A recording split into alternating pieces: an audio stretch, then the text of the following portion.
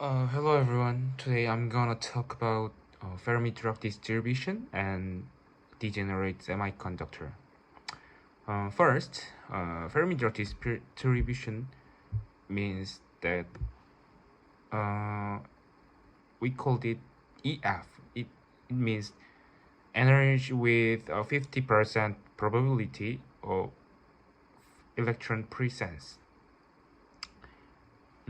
We called it also Fermi energy level. If the Fermi level is higher than the intrinsic Fermi level, it means that there are already a lot of electrons in the conduction band. Mm, on the other hand, if it is below intrinsic level, it means that there are a lot of holes. So, in conclusion, if you look at the Fermi level, you can see how many the semiconductor is doped dop in doping. The narrower the distance is, if the distance is narrow between conduction band and EF, the higher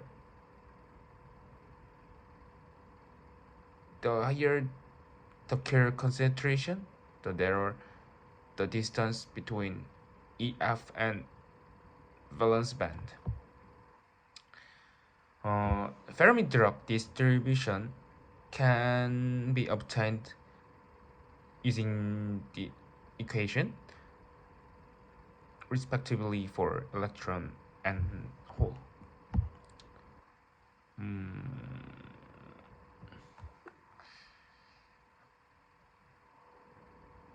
Two conditions are necessary to obtain the carrier concentration. Last class told you I told you that it was the Fermi-Dirac distribution and density of states.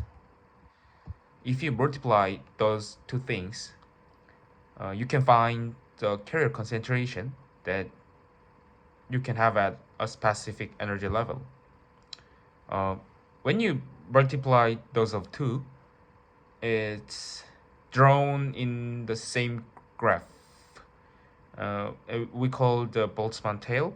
Um, I'm not gonna see you, so you have to search it.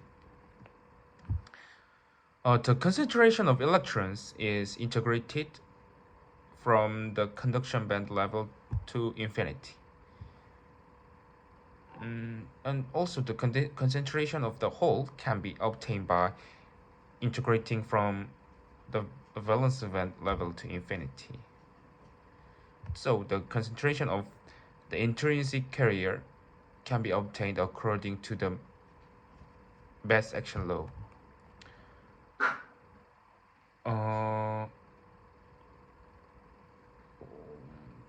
In the equation, you can find that the higher the temperature, the higher the intrinsic energy.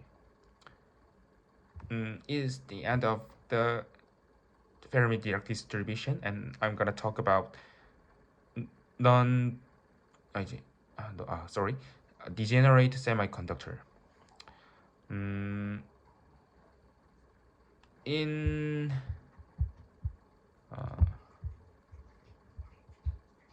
In the non-degenerate semiconductor, doping concentration and energy band gap are independent. However, under the degenerate condition, it becomes heavily doped and cause the band gap narrowing. So, it shows that conduction energy band conduction band can be more thick than intrinsic condition. It's the degenerate semiconductor, and now is the end of today's class. Next time I'm gonna talk about drift drift velocity and diffusion velocity and carrier scattering. Thank you. See you next time.